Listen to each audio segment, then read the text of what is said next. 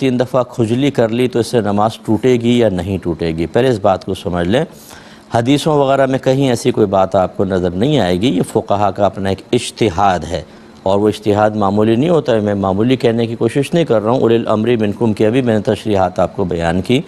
اصل مسئلہ کیا ہے کہ نماز میں کوئی بھی ایسا فعل کرنا، کوئی بھی ایسا کام کرنا کہ اگر کوئی دور سے اس نمازی کو دیکھے تو یقین کر لے کہ نماز میں نہیں، اسے کہتے ہیں عمل کثیر، بڑا عمل، اور اس سے نماز ٹوٹ جاتی ہے۔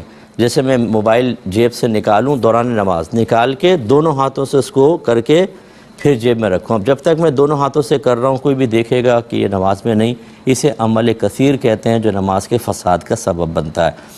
اور اگر میں کوئی نماز میں ایسی ہی حرکت کروں جو نماز کی اصلاح وغیرہ کی نہیں ہے، لیکن دور سے دیکھنے والا یہ یقین نہ کرے کہ نماز میں نہیں، بلکہ شبہ شاید ہو شاید نہیں، جیسے ہاتھ یوں نکالا موبائل، ایک ہاتھ سے بند کر رہے ہوتے ہیں، بعد وقت رنگ ٹون بن جاتی ہے، بند کر کے اسے رکھ لیا، اب دور سے دیکھنے والا شبہ میں رہے گا نماز میں ہے کہ نہیں، اسے عمل قلیل کہتے ہیں، اور اس سے نماز فاسد نہیں ہوتی۔ اگر اس صحیح ضرورت کے تحت ہے تو مکروہ بھی نہیں ہوگی، ورنہ تھوڑی سی کراہت پیدا ہوتی ہے۔ یہ آپ بات سمجھ گئے؟ اب فقہا نے فرمایا کہ اگر ایک رکن میں جیسے قیام ہے 3 دفعہ ہاتھ اٹھا کر کوئی کھجا لیتا ہے، 3 دفعہ ہاتھ اٹھا لیتا ہے تو یہ عمل کثیر بن جاتا ہے، اور جب عمل کثیر ہوگا تو نماز فاسد ہوگی، ٹھیک ہے۔ لیکن آج کل کے دور کے اعتبار سے ہم اس پر فتویٰ دینا پسند نہیں کرتے ہیں۔ وجہ اس کی یہ ہے کہ جو ہمارے بچے نماز پڑھتے ہیں کالج کے، اسکول کے، آپ ان کو دیکھیں ایک ایک رکن میں 10 بار ہاتھ اٹھاتے ہیں۔ اس کا مطلب یہ نہیں ہے کہ ہم ان کو ادب نہ سکھائیں، ان کو ادب سکھایا جائے گا۔ میں نے امام حضرات کو دیکھا ہے وہ 3 4 بار ہاتھ اٹھا لیتے ہیں، خصوصاً جب تراویح پڑھا رہا ہو حافظ، شروع کی تراویح 1.25 سپارہ پڑھنا ہوتا ہے، اور ایک ایک رکعت کے اندر لمبا لمبا سپارہ ہوتا ہے، بیچارے کو کھجلی ہو، تھوڑا سا اس نے کھجا لیا، پھر پڑھتا رہا، پھر تھوڑا سا کھجا لیا، پھر پڑھتا رہا، پھر کھجا لیا، تو کون اس کو دیکھ کے یہ کہے گا یہ عمل کثیر ہے؟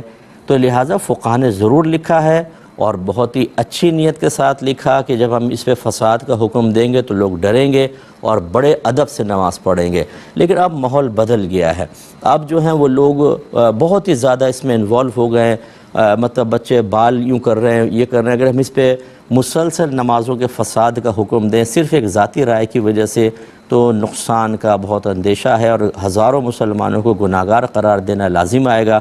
اور یہ فقہا کی عادت کریمہ جاری و ساری ہے کہ جب وہ ایک اجتہاداً کوئی حکم بیان فرماتے ہیں اور اس کے خلاف بہت زیادہ معاشرے میں مطلب اس کے خلاف عام ہو جاتا ہے تو اپنی رائے کو واپس لے کے نرمی پیدا کرتے ہیں۔ یہ مسئلہ بعینی بہار شریعت میں بالکل لکھا ہے، اور میں خود اس پر عامل ہوں۔ یہ بھی آپ کو بتا دوں بڑی احتیاط سے نماز پڑھنی چاہیے، نہیں کھجانا چاہیے، لیکن کیا اس پر فساد نماز کا حکم ہوگا؟ یہ مطلب یہ آج کل اس پہ غور و تفکر کرنا چاہیے۔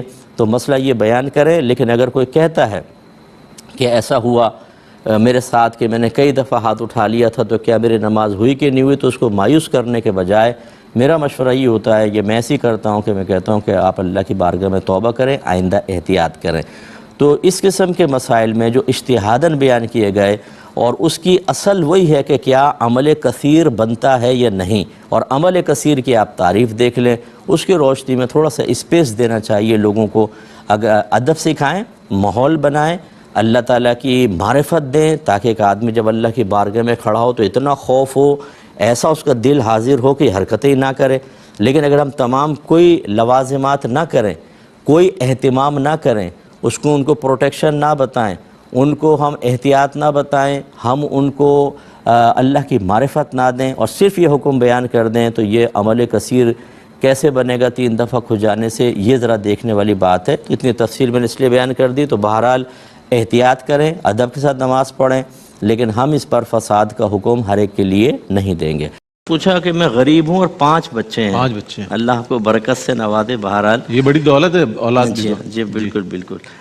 تو یہ فطرے کا پوچھ رہے ہیں کہ ان کا فطرہ میں دے سکتا ہوں کہ نہیں۔ دیکھیں پہلی بات تو یہ ہے کہ اگر آپ غریب ہیں، مالی کے نصاب نہیں ہیں، تو خود آپ پر بھی فطرہ واجب نہیں ہے۔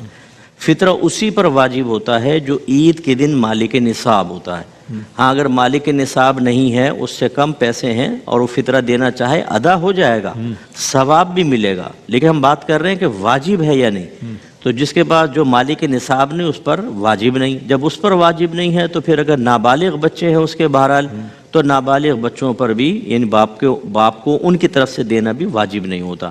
اور اگر باپ غنی ہے، ویسے تو غریب ہے لیکن مالک نصاب ہے، تو پھر اپنی طرف سے اور نابالغ اولاد کی طرف سے ادا کرنا ہوگا۔ باقی رہے زوجہ اور بالغ بچے، یہ اگر آدمی مالک نصاب بھی ہو تب بھی ان کا فطرہ ادا کرنا باپ پہ واجب نہیں ہے۔ ہاں ادا کرے گا تو ہو جائے گا، جس سے اکثر ایسی ہوتا ہے کہ ہمارے گھر کا جو سرپرست ہوتا ہے وہی ادا کر رہا ہوتا ہے، ادا ہو جائے گا لیکن واجب نہیں ہوتا بالغ اولاد کا اور زوجہ کا۔